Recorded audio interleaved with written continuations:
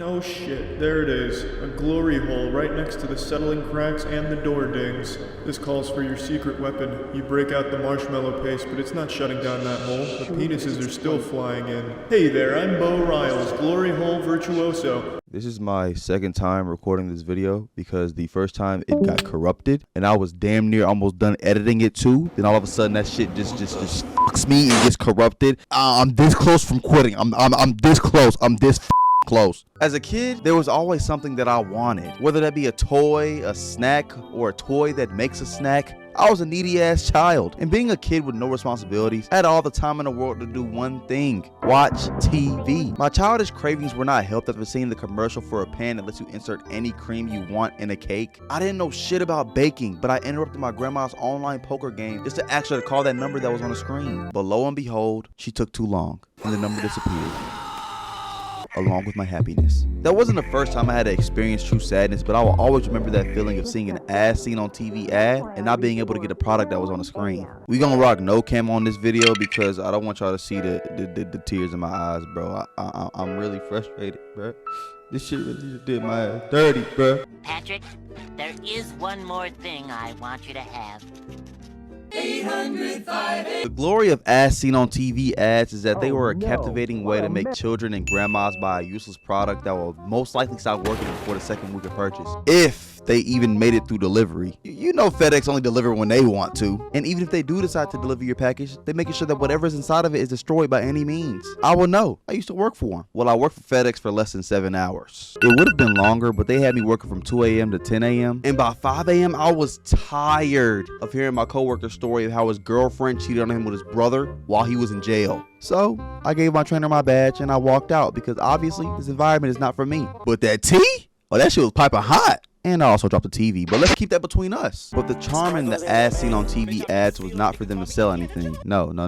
Some of these commercials are just pure comedy. Not because it was meant to be a comedy, it's because most of them are so useless and stupid that it's hilarious. Let's take a quick gander at the Flavor Quick popcorn popper. It starts off like every as seen on TV ad. A happy suburban family indulging in the classic buttery treat, enjoying a nice movie on the couch. Then it transitions to a montage of actors attempting to pop popcorn but failing to do so in the most painful to watch ways. First thing we see is a lady lift up a pan of popping popcorn and immediately grab her wrist. The wrist of the hand that wasn't even touching the pan. She also has on an oven mitten on the hand that wasn't touching the pan. Now we can form a hypothesis and say that maybe she was preparing to grab the pan with both hands after checking to see if the popcorn was ready. But I don't want to give this ad that much credit, so we're just gonna chalk it up to bad writing. We then get some B-roll footage of a popcorn bag burning in the microwave, you know, as if pressing the 30 seconds button 3 times on a microwave wasn't hard enough. Then you see the product. It's literally a plastic bowl with a lid. The whole selling point of the Flavor Quick popcorn popper is that it circulates the heat in the bowl. The popcorn pops evenly and doesn't burn, which once again can be prevented if you have the comprehension of a 5-year-old. The overall uselessness of the bowl is not even what's pissing me off the most. It's the example of the flavors and combinations they use in the video. The first flavor you see isn't even the most original basic flavor of them all being butter. It's fucking salt. Salt? Who is putting salt and only salt on their popcorn? And it's not even like it's popcorn salt or something reasonable like that. It's just plain table salt. But you know what? Maybe there's a couple people out there who enjoy having high blood pressure, so let's just charge it to the game and move on. Salt and vinegar! I already despise people who eat salt and vinegar chips because why subject yourself in your breath to eat something that smells that bad? It's like people who bring chitlins to the Thanksgiving dinner. What the fuck are you doing? Eat something normal like barbecue or ketchup flavored, but salt and vinegar popcorn? A line has to be drawn because that cannot be the snack of somebody who's sane, bro. But people like salt and vinegar chips, so I wouldn't be surprised if there was a serial killer out here who enjoyed salt and vinegar popcorn. So I guess it's okay. Let's just move on. Okay, salt and butter, that's pretty normal. That's just not how caramel works. Okay, cheddar cheese, not bad. Chocolate! A lot of these ads seen on TV, kitchen, or food commercials follow the same formula. Use a happy family to start off the ad, then quickly pan to a traumatizing event in black and white that could have been prevented if only they had the product that was waiting on its cue to be advertised. Then boom, back to happy family and hey, look, the color's back. And most of the time, the product is insanely overpriced. Like you telling me I have to spend $20 plus shipping and handling just to buy something that injects my food with liquid? Nigga, I can do that for free. Now, I'm not gonna be too negative this video because some of these products actually do make some sense. Kind of. Like the perfect fries french fry cutter. If any of y'all are professional chefs like myself, you would know that cutting potatoes into fries is to be one of the most grueling, horrifying, bloodiest things you could ever experience in your life. Okay, maybe it's not that hard to do and just requires some patience. Who has all that patience? I'm hungry. So I'm moving with efficiency. And the perfect french fry cutter solves all those problems and prevents any further hospital bills in the future. See this? This is a good product. And it comes with seasoning? Wait, doesn't seasoning have an expiration date? That shit gonna taste like ashes by the time FedEx delivers it to you. Now let's see how much it costs. Okay, $14.99 plus shipping and handling. So basically $20.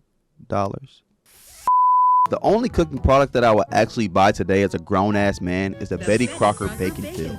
So you telling me that you wouldn't want a pan that allows you to put any liquid in a cake? Now, I know I bashed that injector earlier, but unfortunately, I can't inject cakes myself. I tried. So the Bacon Fill is perfect until you look at the price. $20 damn.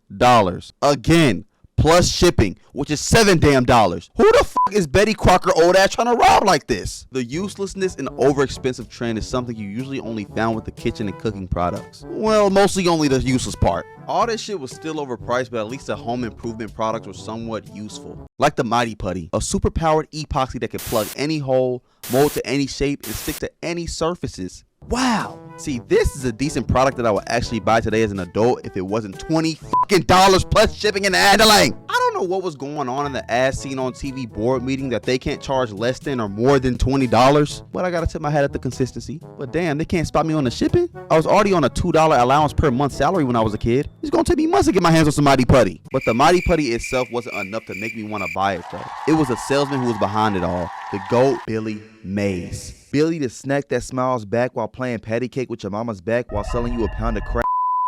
Mays. The man could get me to buy a bucket of teriyaki flavored goat nuts with how smooth he was with his words. His expertise was selling cleaning products though. Every time I watched a Billy Mays commercial, it made me want to get up and clean the entire house. Then I realized I had to start with my room, so I laid my ass back down. I still appreciate Billy for what he did. Billy was the reason my grandma bought a knockoff version of the Zorby's towel. You dip that bad boy in water and 6 minutes later that bitch was stiffer than EDP in a bakery. The toy As Seen on TV ads were full of bullshit too. Not gonna lie. I remember watching SpongeBob SquarePants and getting hit with 6 ads back to back of pure blasphemy. The most fucked up parts about these ads were that A, they were too expensive for the average family, and B, the number at the end disappeared way too fast, so even if I did conjure up enough allowance to buy it, I couldn't spawn a pencil and paper fast enough to write it down. My memory was already fucked. So imagine trying to remember 11 different numbers and the only number you knew was your mom's and the police. As a mere young laddie, I was not interested in all the toys that all the other kids fawned over. The pillow pets was pure bullshit to me because why the fuck would I want to snuggle up with my stuffed animal? I used to fight my stuffed animals. And not no regular throw up and down and an occasional slam into the wall. No, I used to Kamehameha, Zangief spinning power driver, gum Gatling, jack it off. Pause. Jacket on, jacket off, my poor stuffed sloth named Zach. So snuggling was not an option. Them boys was bred for war. And I would have never formed my lips to ask my mom for a fushigi because 1, I knew it was a scam, and 2, you try convincing a black parent to buy you a plastic ball for $20. That shit ain't going nowhere. Now, while we on the topic of fushigi, have y'all ever noticed that they threw in the stereotypical black guy at the end of the commercial to appeal to the urban audiences? These niggas thought they were slick. And I definitely did not want no damn happy napper. Who wants to take naps? I'm trying to play Skylander. I was interested in the real shit. Magic pens. Being a Beethoven, Vincent Van Gogh, Ben Tennyson nigga myself, I was always looking for ways to further my artistic craft. I remember that Sunday morning seeing that Magic Pens commercial and instantly spawning that pencil and paper in my hand so I did not miss that number at the end. And it was only $14.99 and free shipping? Oh yeah, it was meant to be. I asked my parents and they said yes, but the catch was I had to call and order it myself. I used to think ordering from the McDonald's drive-thru was not for the faint of heart, so I was in that bitch shivering. My dad gave me his debit card, the house phone, and sat his ass on the couch while my heart was pounding out my chest. I was horrified, but I had to have those damn magic pens. You think I'm gonna miss out on being able to draw white over red? Ain't no such thing as a white marker, so I need the magic pens. I dialed the number and waited for the person to answer the phone. Someone finally answered after a couple rings and asked me what I wanted to order. Then I started panicking, stuttering, so my dad took the phone and ordered the magic pens. So it was all good. As Seen on TV ads haven't aged well throughout the years due to the convenience of online shopping. Are you spending $20 plus shipping on a product that 9 times out of 10 you can make at home? Or are you just gonna buy that shit off Temu? Exactly. I even see some of these As Seen on TV products in stores like Walmart, and that's how you know the call to order method stopped working. Yeah, it is kind of sad. But at least I ain't gotta worry about people spending $20 on popcorn bowls so they can drown popcorn in salt and vinegar like fucking loonies.